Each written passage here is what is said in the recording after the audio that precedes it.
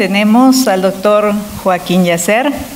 Él es director médico de las clínicas GINEFIP y GINEMEP, vicepresidente de la Sociedad Española de Fertilidad, doctor en medicina con premio extraordinario de la Universidad Miguel Hernández, especialista en obstetricia y ginecología en el Hospital La Fe de Valencia, profesor del Máster Universitario en Medicina Reproductiva de la Universidad Complutense de Madrid. Va a disertar acerca del tema inicio aleatorio de la estimulación ovárica. Bienvenido, doctor. Gracias por la presentación y, bueno, ya agradecido antes a la Sociedad Peruana por la invitación, y también tengo que agradecerle por permitirme compartir panel con dos excelentes profesionales, que ya lo sabía de hace tiempo que eran profesionales, pero también sé de hace algún tiempo que son excelentes personas. Y bueno, estamos ya en la última charla del día, estamos agotados, y a pesar de... ustedes se han mantenido aquí hasta el final y yo voy a intentar compensárselo. Voy a intentar ser breve y dejar solamente dos conceptos muy sencillos. Dice un amigo mío que si cada charla que hubiéramos escuchado en nuestra vida nos hubiéramos quedado con un concepto, seríamos los que más sabemos del mundo, ¿no? Entonces, bueno, el tema que se me ha pedido es hablar del inicio aleatorio de la estimulación ovárica.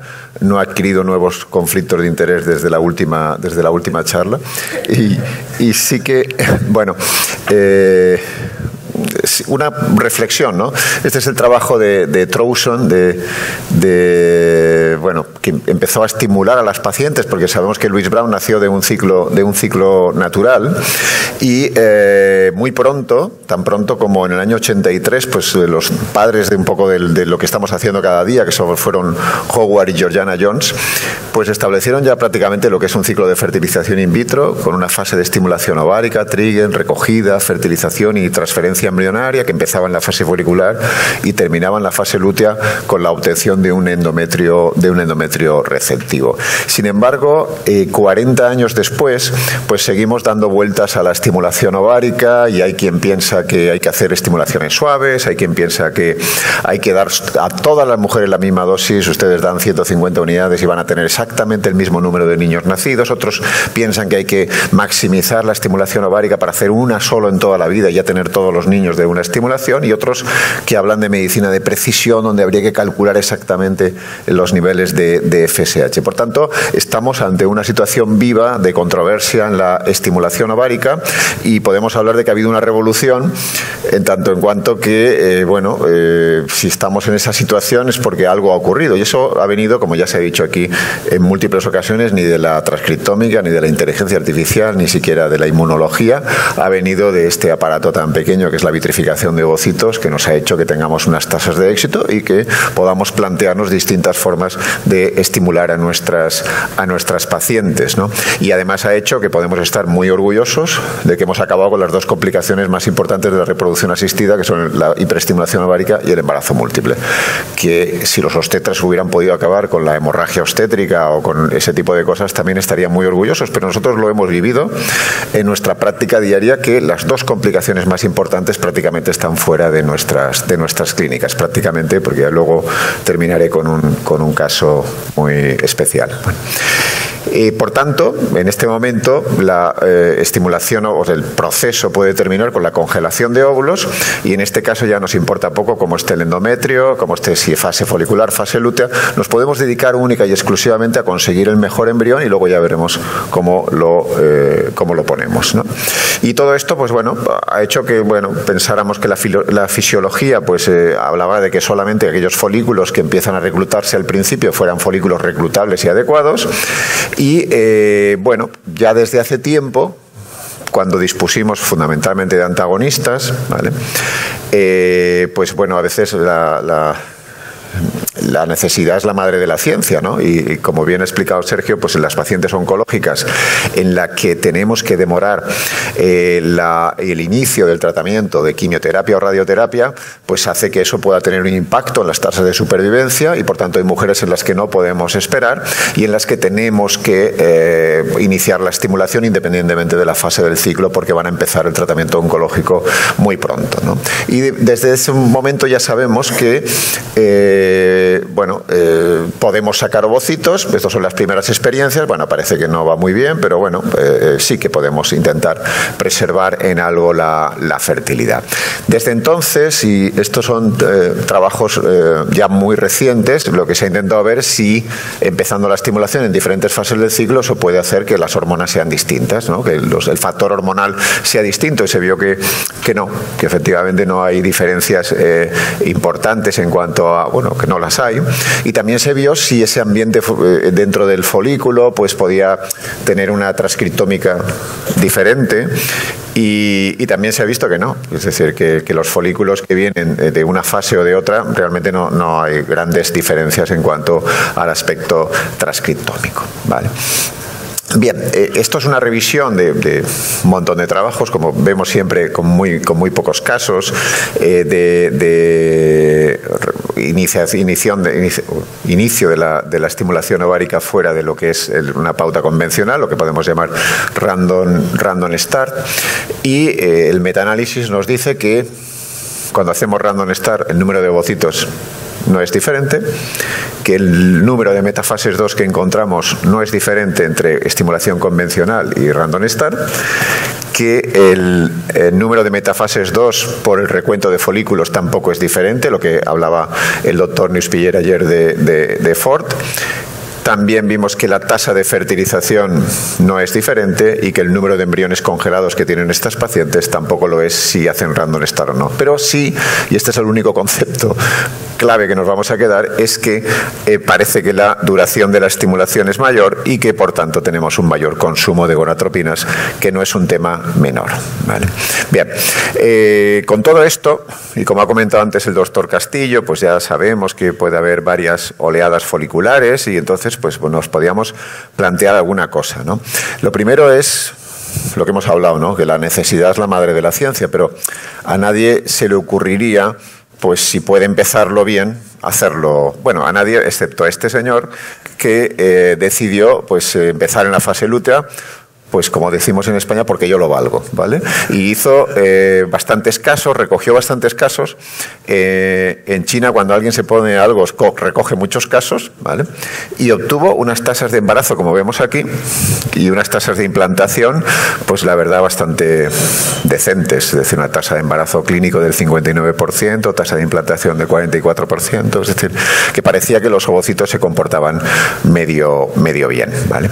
E inmediatamente, como también se ha hablado aquí en varias, bueno, es un tema de actualidad porque creo que hay, no sé si son 4 o 5 ponencias solamente cuando empezamos la estimulación un poco raros. Se habló de qué utilidad podía tener el hecho de empezar en otro momento, y ya el mismo Juan lo comentó en el IVF Worldwide, donde podíamos hablar de doble estimulación, porque realmente hay muchas pacientes que tienen pocos ovocitos y que eso nos podía ayudar a ese aspecto. Fundamentalmente en pacientes que estaban acumulando ovocitos para, digamos, después descongelarlos todos a la vez, y por tanto ya se vio que era que no conseguíamos tener más tasas de implantación cuando transferíamos los embriones, pero sí que disminuía las tasas de desistimiento, las tasas de dropout, lo cual es interesante. Y rápidamente, ya se ha visto aquí, pues sí, propusieron varios protocolos. El protocolo de Quan de Shanghai, que es especialmente caótico porque empieza clomifeno, letrozol, junta un poco todo, son cosas que solamente están en su cabeza. Y luego está el protocolo de Duostin, de Filippo Ubaldi, donde está mucho más la misma estimulación en la fase folicular que en la fase lútea, ¿no? Y lo que se vio es que pues había más ovocitos en la fase lútea que en la fase folicular. Eso es lo que Danilo Cimadomo publicó aquí en esta revisión. Había más blastocistos y había más número de embriones euploides en la fase lútea que en la fase folicular, lo cual nos hizo pensar un poco, oye, a ver si es que iniciando la estimulación en otro momento vamos a tener mejores resultados. Como, en fin, estamos siempre dándole vueltas, pues lo vimos. Y incluso hubo trabajos, este es el de Paca Martínez de Deseus, donde donantes que las empezaba la estimulación el día 2 o el día 15, pues tenía mejores resultados el día 15, un grupo pequeño de pacientes, pero bueno, parecía que podía haber alguna ventaja, ¿no? Y entonces se nos ocurrió un poco pues hacer un estudio más o menos bien diseñado con bajas respondedoras y empezar en la fase folicular o empezar en la fase lútea utilizando exactamente el mismo dosis. Las señoras que se randomizaban a empezar en la fase folicular iniciaban la estimulación y las que se randomizaban para empezar en la fase lútea se hacían test de ovulación, cuando le daba positivo iniciaban la estimulación ovárica 4 días después. Y no tuvimos diferencias, pero bueno, no nos gusta desanimarnos, ¿no? Vimos ahí alguna cosa, que a lo mejor la sensibilidad ovárica podía ser mejor en la fase lútea. Bueno, intentamos un poquito lanzarnos a ver si podía haber diferencias con un mejor diseño, no metiendo pacientes con criterios de Bolonia, sino hiporrespondedoras. Y de hecho, pues iniciamos un estudio con un diseño bastante más adecuado que se ha publicado recientemente en 2023, ¿no? Entonces las pacientes se randomizaban para empezar en fase folicular o fase lútea, y aquella paciente que había empezado en fase folicular 3 meses después lo hacía en fase lútea, y la que había hecho en fase lútea 3 meses después en fase folicular, ¿no? Y no encontramos nada. No encontramos absolutamente nada, ni en el número de ovocitos que obtuvimos, es decir, no encontramos diferencia ninguna, ni en fin, las pacientes se comportaron igual, ¿no? Y después de eso, pues también salió el trabajo de María Cerrillo de Madrid, que bueno, randomizaba a las pacientes o bien para hacer un duostin o bien para hacer un ciclo y 3 meses después hacer otro, y las tasas o sea, no hubo diferencias, incluso parece que con el duostin sacaba menos ovocitos que cuando hacía 2 tratamientos, ¿no? Y todo eso viene porque a veces las cosas que leemos hay que verlas con una cierta perspectiva, porque muchos estudios retrospectivos están claramente sesgados, y lo que le ocurría a Filippo Ubaldi es que sus pacientes que iban peor, inesperadamente peor, eran las que hacían el duostin, y aquellas que les iba bien no continuaban y no hacían el duostin, y eso era un sesgo probablemente. Entonces, claramente no vemos que haya beneficios en ese aspecto. Lo que sí encontró María Cerrillo, y no es un tema menor, es que el tiempo que necesitaban para tener un embrión euploide, que un poco es el objetivo casi que nos marcamos, pues era menor, ¿vale? Pero bueno, ya para un poco concluir, estamos hablando de que, bueno, la estimulación random star, como hablamos, pues podría tener otras utilidades, ¿no? No baja respondedora, pero te podría tener otras utilidades, ¿no? Y esas utilidades pues serían, una de ellas, pues la preservación de ovocitos, es decir, la mujer que viene que quiere preservar sus ovocitos, sabemos que muchas veces está que no tiene tiempo, bueno, lo cumple todos los criterios, pues empezamos independientemente de en qué fase del ciclo esté. Este es el trabajo más importante de Pereira, donde analiza un poco pacientes que hacen un protocolo de random star y que empiezan casi en una forma convencional, en la fase folicular tardía o en la fase lútea. Y lo que él ve es que la tasa de cancelación es más o menos similar, como veis aquí, y no hay diferencias en ninguno de los parámetros que él estudia, excepto en que la cantidad de gonadotropinas que utiliza cuando habla de fase lútea es significativamente mayor, ¿vale? Como veis aquí, el número de ovocitos es similar, el número de metafases 2 es similar, y no encuentra diferencias significativas, ¿no? Y el otro grupo de pacientes que puede ser muy interesante realizar la random star o el inicio aleatorio de la estimulación son las donantes. Sabemos que las donantes es una población que su grado de compromiso es bueno, pero no es el mismo que el de los pacientes que llegan a la consulta, que tienes que darle la medicación para que luego empiecen cuando les baje la regla, o que con la regla a lo mejor ya no vienen, que a lo mejor lo han decidido pero luego no, con lo cual pensamos, bueno, cuando esté todo correcto, que tengamos todos los requerimientos, la donante empieza, ¿no? Y estuvimos varios par de años con este tema y los resultados están aquí, que lo ha publicado Jaime Guerrero con el doctor Castillo, y recopilamos todas estas pacientes, ¿vale? Muchas de ellas empezaban cuando tocaba, ¿no? Es decir, bueno, cuando te baje la regla empezamos, y otras pues empezaban en lo que llamamos fase folicular tardía, cuando era más del cuarto día o mayor, o fase lútea cuando era más de 14 días más, ¿vale? Y los resultados que obtuvimos fueron bastante concluyentes, como veis aquí. No hubo diferencias significativas en cuanto a las tasas de cancelación, en cuanto al número de ovocitos, en cuanto al número de ovocitos maduros, pero sí cuando hablamos en cuanto a random start o convencional, pero cuando separamos por grupos. Cuando empezamos la estimulación en la fase lútea, tuvimos mayor duración y mayor consumo de gonadotropinas. Quiere esto decir que va a ser más cara la estimulación y más larga, más incómoda para la donante si empezamos en la fase lútea, pero aún así nos puede compensar, porque una donante que perdamos después de haber hecho todo el estudio previo, para el gerente de la clínica es una situación bastante estresante, ¿no?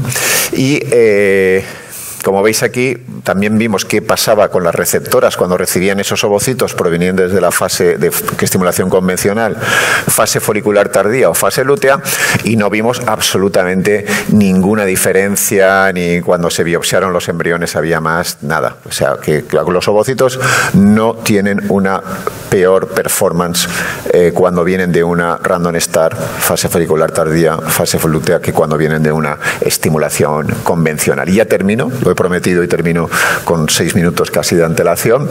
Tuvimos un caso que sí que quiero compartir con ustedes porque para mí me resultó bastante, en fin, revelador, y es una donante que tuvimos que, bueno, llegó a la consulta ya con todas las pruebas en un día 18 de ciclo, iniciamos la estimulación y después fueron 9 días de estimulación, tuvimos 17 folículos de más de 11 milímetros, 10 folículos de más de 15 milímetros, bueno, le pusimos le hicimos el triggering con agonistas, ¿vale? Y 2 días después vino y solamente sacamos un ovocito atrésico. Bueno, nos quedamos así un poco, bueno, esto es del random start, a ver si es esto, a ver si lo otro, pues si realmente nos iba bien. Y esta donante vino unos días después con un cuadro de hiperestimulación ovárica, ¿no? Es decir, cosas que ya no vemos habitualmente, que tampoco era la estimulación para eso. ¿Qué ocurrió? Que volvió unos días después, estaba embarazada, ¿vale? Es decir, que realmente pensábamos, qué raro es que tengamos una hiperestimulación en una paciente que no ha tenido ningún contacto con la HCG, pero sí la tenía porque había estado embarazada. Y es algo que no se puede, no hay manera de evitarlo.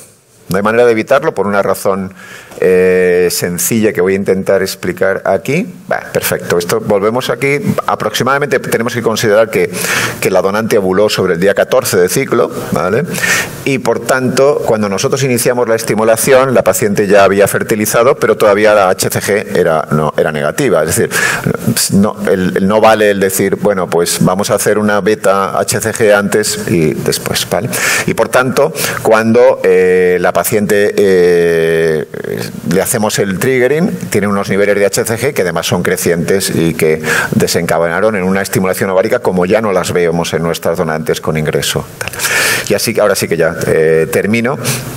Este es un trabajo muy reciente de Barisata con Antonio Lamarca y Nikos Policho, donde reflexionan sobre si el random start debe ser para todas las pacientes, que ya no tenemos que tener en cuenta si vamos a congelar que sea en un momento u otro del ciclo. Y bueno, cada uno tenemos que tomar nuestras decisiones un poco en la consulta, teniendo en cuenta un aspecto muy importante, y es el hecho de que las pacientes que al final, como decía antes, terminan sus días sin haber conseguido el embarazo, pues la mayoría lo hacen porque abandonan los tratamientos. Entonces, cualquier estrategia que tengamos que disminuya las tasas de abandono va a hacer que más mujeres puedan cumplir su objetivo, y si este tipo de estrategias nos ayuda a ese aspecto, yo creo que son siempre bienvenidas. Nada más. Muchas gracias, Arias, y ya hemos terminado.